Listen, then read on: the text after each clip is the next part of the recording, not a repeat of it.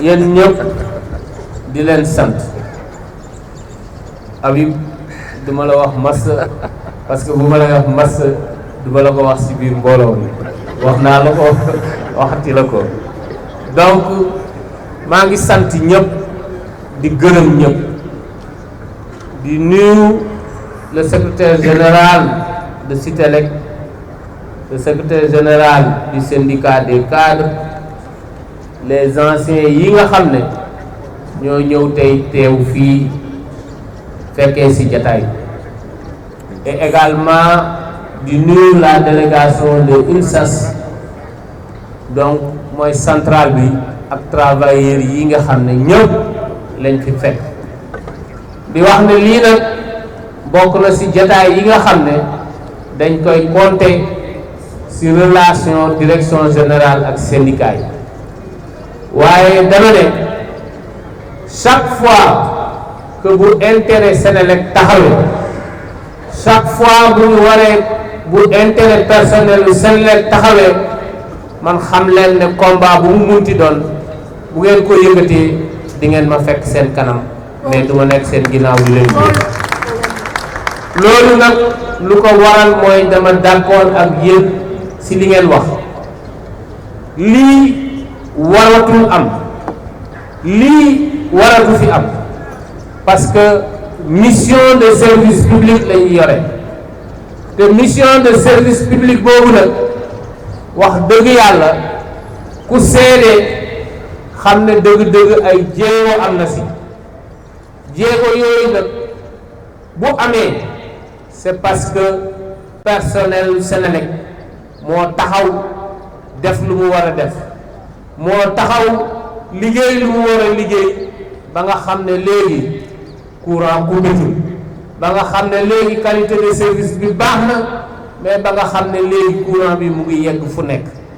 kon kooku nag su personnel boobu reyantee ba yegg si indi société bi foofu la nga xam ne indi na ko fi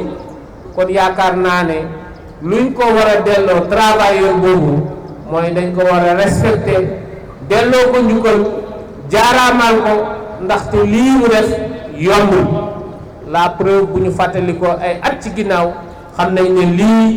compliqué woon na te jaxasoo woon na kon boobu bu ko travailleur boobu liggéeyee ba yegg si fii kooku dañ ko war a protéger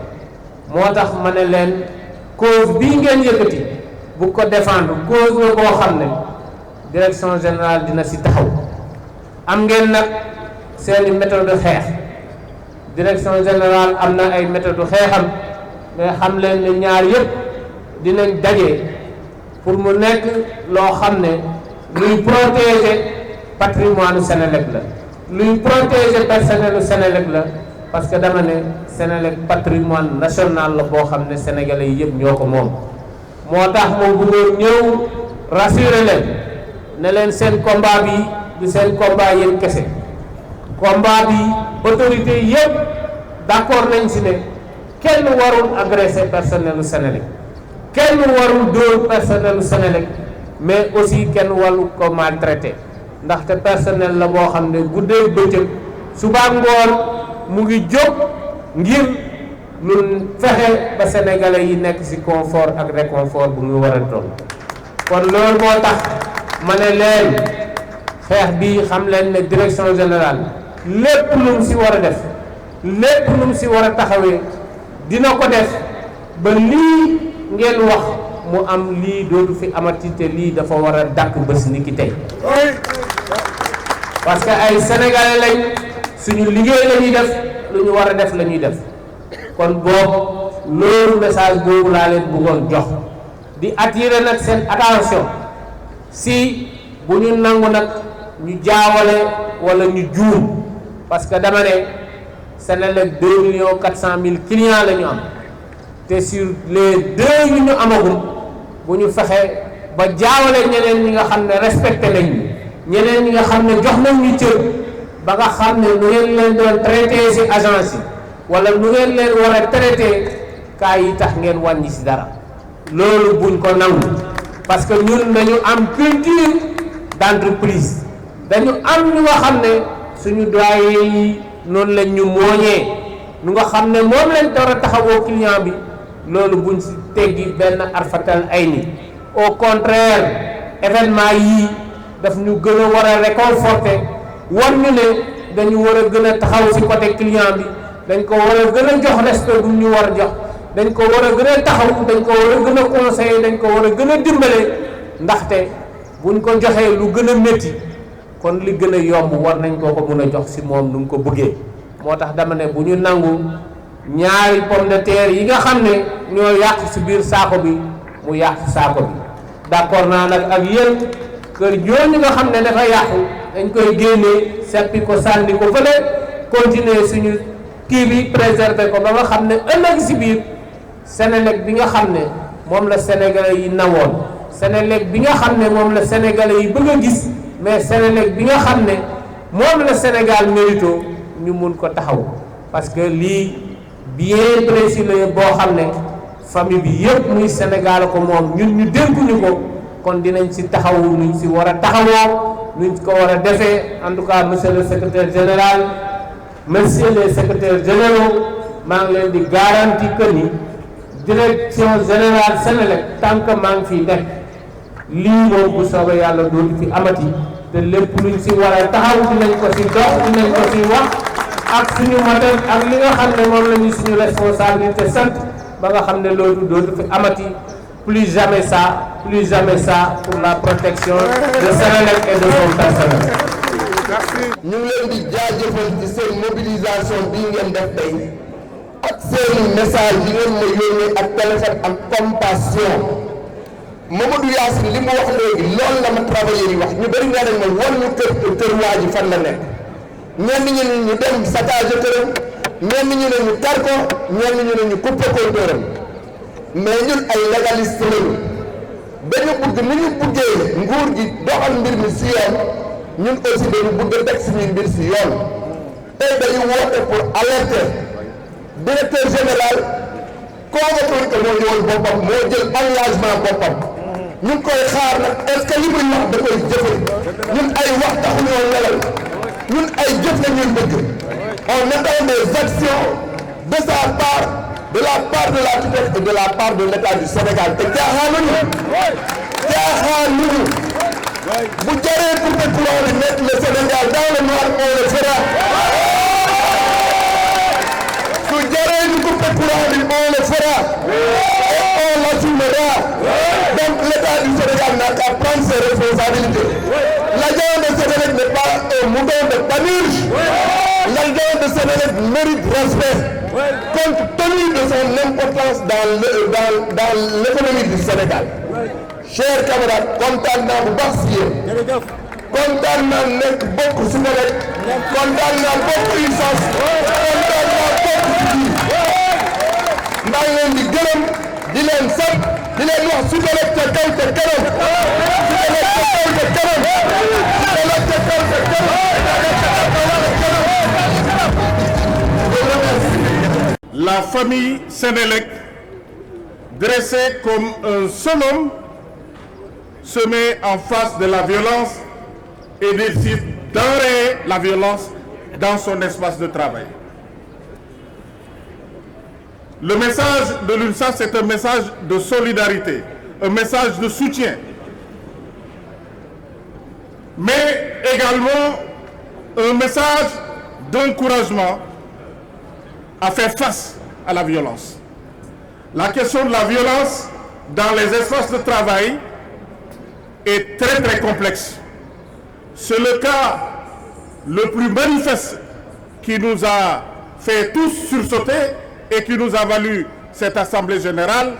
mais la violence auquel les agents sont confrontés de jour comme de nuit, elle est sournoise, elle existe, elle est une réalité. C'est pourquoi l'UNSAS voudrait encourager l'entreprise à engager une démarche de prévention de la violence. Vous l'avez dit, la Senelec est un fleuron de l'économie sénégalaise. C'est une fierté nationale, la Senelec. Nous avons le devoir de protéger la Senelec. La démarche de prévention voudrait d'abord que nous fassions un travail d'identification des formes de violence auxquelles les agents sont confrontés. Il faut répertorier tous les antécédents. Il faut mettre en place un registre qui vous permet d'identifier l'ensemble des formes de violence auxquelles vous êtes confrontés. Il faut également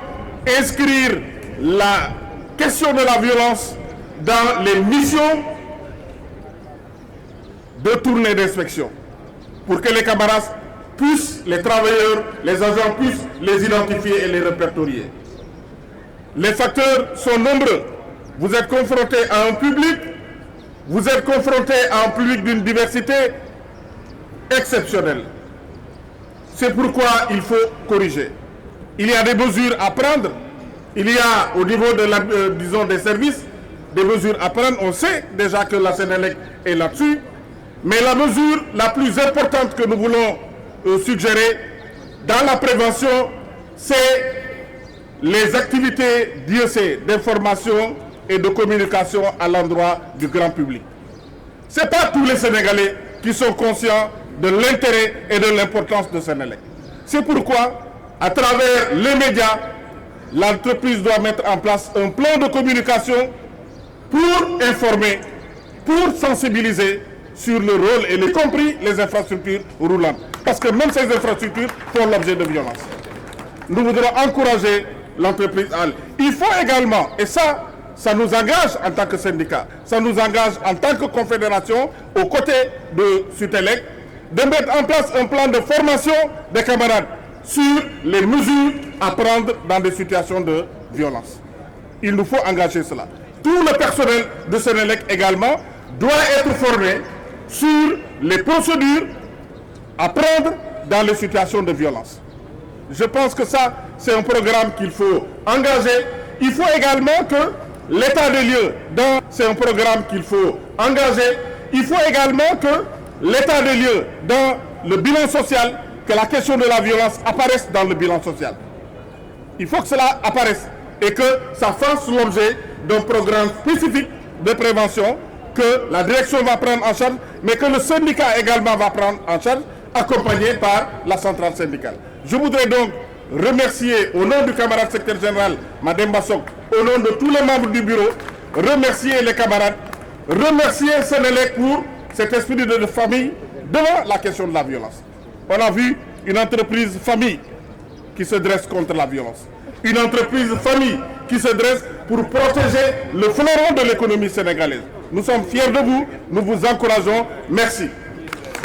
Dialogue politique bi. parce que jàpp na ni ñooñu foofu la leen jàppee. Karim Wade Khalifa Sall. entre autres. mu leen su ngeen ñëwee dinaa def loi d'amnistie. amnistie bi li ma ci xam mooy Khalifa Sall certainement moom mu ngi koy xaar. ñu xaar xam nga amnistie Senghor def na fi amnistie du lu bees. Abdou Diouf def na fi amnistie du lu bees. Wade def na fi amnistie du lu bees. donc Macky Sall su ñëwee day amnistie